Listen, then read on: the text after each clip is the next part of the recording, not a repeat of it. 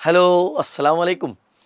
എടാ നമ്മൾ ഇന്നത്തെ വീഡിയോയിൽ പറയാൻ പോകുന്നത് നമുക്കൊരു 3 മാർക്ക് കിട്ടാൻ വളരെ സാധ്യതയുള്ള ഒരു ഗ്രാമറിനെ കുറിച്ചിട്ടാണ് കേട്ടോ.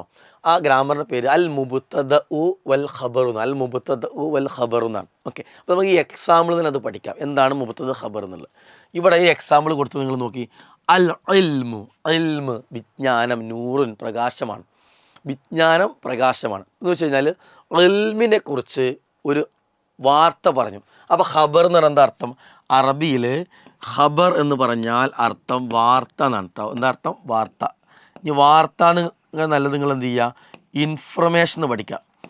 ഇൻഫോ, ഒരു കാര്യത്തെക്കുറിച്ച് ഒരു ഇൻഫോ പറഞ്ഞതിനാണ് എന്ത് പറയുക? ഖബർ എന്ന് പറയാം. അപ്പോൾ ഇൽമിനെ കുറിച്ചൊരു ഇൻഫോ പറഞ്ഞു. എന്താണ്? ഇൽമ് നൂറിൻ പ്രകാശമാണ് എന്ന് പറഞ്ഞു. അപ്പോൾ അപ്പോൾ അങ്ങനെ പറയുമ്പോൾ എപ്പോഴും അതിൽ ഖബർ രണ്ടാമത്തെ ഭാഗമായിരിക്കും. എന്ത് ചെയ്യുക? ഖബർ രണ്ടാമത്തെ ഭാഗമായിരിക്കും. രണ്ട് വാക്ക് തന്നെ ഉണ്ടായിക്കോളെന്ന് നിർബന്ധമൊന്നുമില്ല. രണ്ടാമത്തെ ഭാഗമായിരിക്കും എന്ത്? ഖബർ. ഒന്നാമത് വരുന്ന എന്തിനെക്കുറിച്ചിട്ടാണോ വാർത്ത പറയണത് അതിനെന്ത് പറയും? മുബ്തദ എന്ന് പറയും. അൽ മുബ്തദ, അൽ മുബ്തദ. മുബ്തദ എന്നാണ് എന്ത് പറയുക?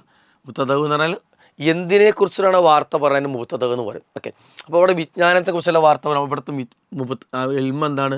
ഇൽമു മുബ്തദഉം അതേപോലെ നൂർ എന്നുള്ളത് ഖബറുമാണ്. ഇത് നമുക്ക് നല്ല സുഖമാണെന്ത്? ഇതിലെപ്പോഴും രണ്ടാമത്തത് ഖബറും ഒന്നാമത്തത് മുബ്തദ ആയിരിക്കും. രണ്ടാമത്തത് ഖബർ, ഒന്നാമത്തത് മുബ്തദ ആയിരിക്കും. അതും ഓക്കെ, ഈസിയായിട്ട് കണ്ടെത്താൻ പറ്റും.